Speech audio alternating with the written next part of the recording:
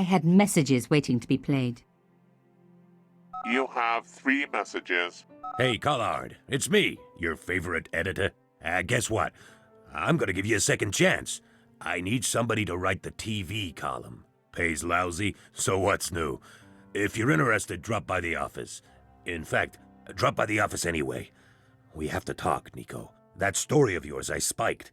It won't go away. You've made some dangerous enemies out there. Hey, Nico, it's your old pal. I mean, your new pal, George.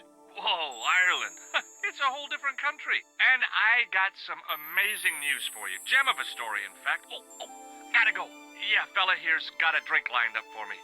See you tomorrow, Nico. Slàinte. Yep, only here for a day and I'm speaking the lingo like a local.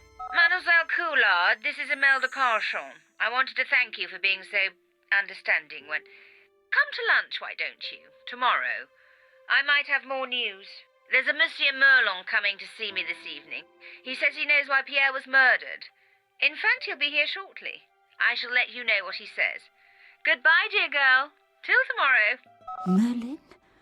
Oh my God. Merlin's the killer. I'd better get over there and warn her now. When it came to being two-faced, Imelda was up there with the best. I owed her nothing, but I couldn't just let her die. I arrived to find the Pale-Roяль courtyard deserted. I only hoped that I'd beaten the assassin here. I had to warn Imelda before it was too late.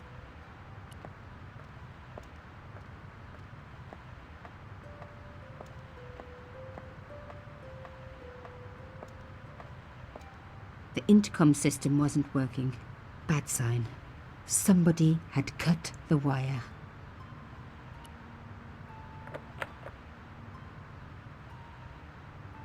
Locked? No way was I going to break through a door like that.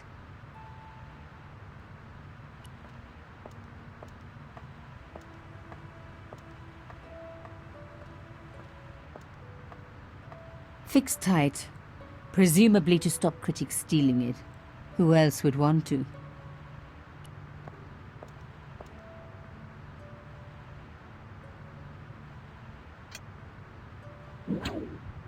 I unhooked the first wire.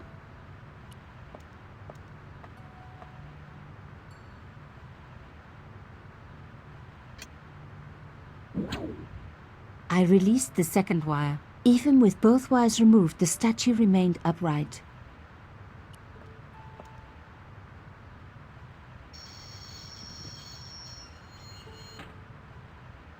If I could deconstruct this, I could deconstruct anything.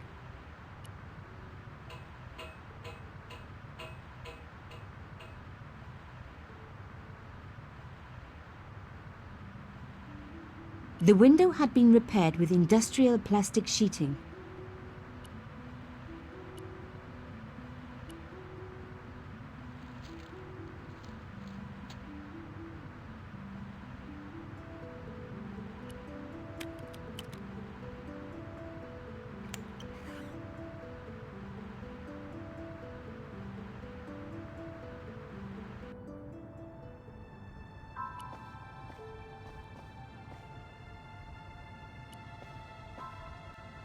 My God, I'm too late.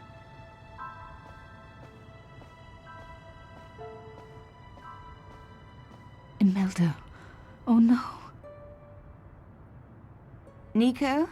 Don't worry, you're going to be all right. You know that isn't true. It was Merlin, wasn't it? Dressed as a cavalier. How absurd. You came to warn me, didn't you? I must be crazy. Let me see you, Nico.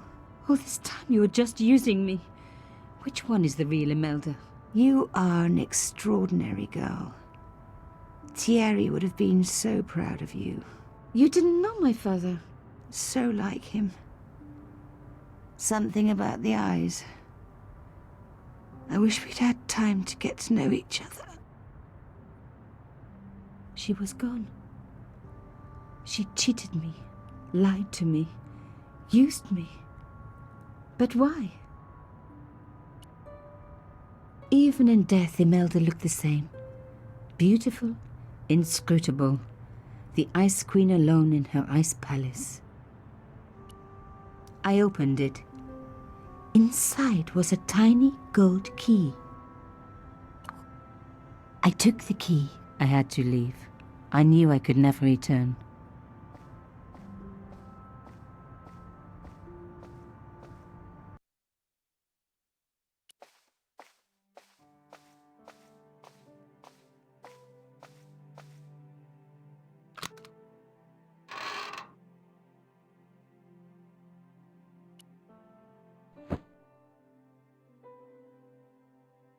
The box was carved by my father.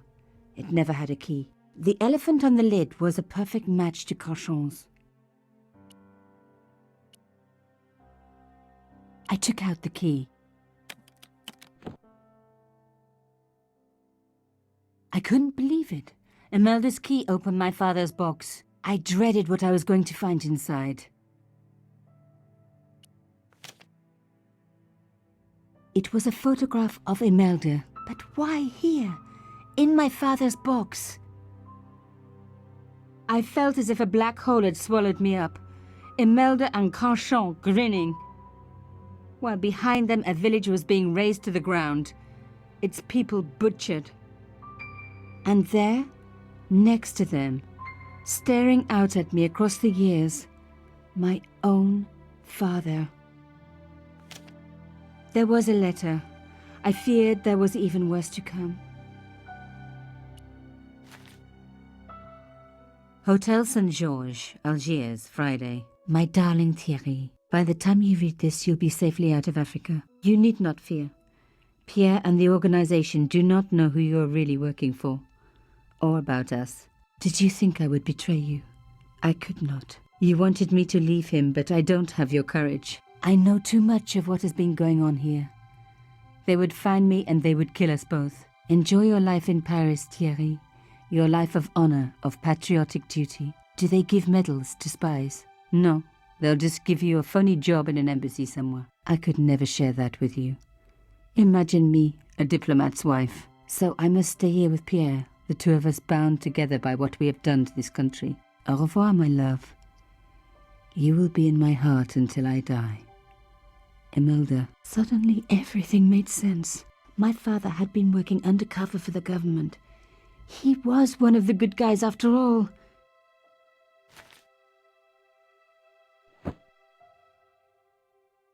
He and Imelda must have fallen in love. She'd found out who he really was, so he had to leave. It had broken her heart, but she had never revealed it to anyone. I knew I couldn't either.